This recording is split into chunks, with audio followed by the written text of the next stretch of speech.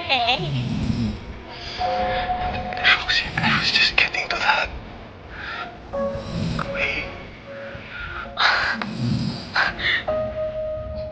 Parang hindi ka na makakarating doon. Lalo lagi mong pinapairal yung pagiging unreasonable mo. Sabado. Ganun na lang. Ayaw mo na sa akin.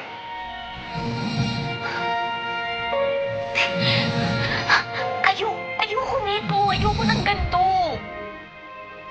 Ayoko ng ganito.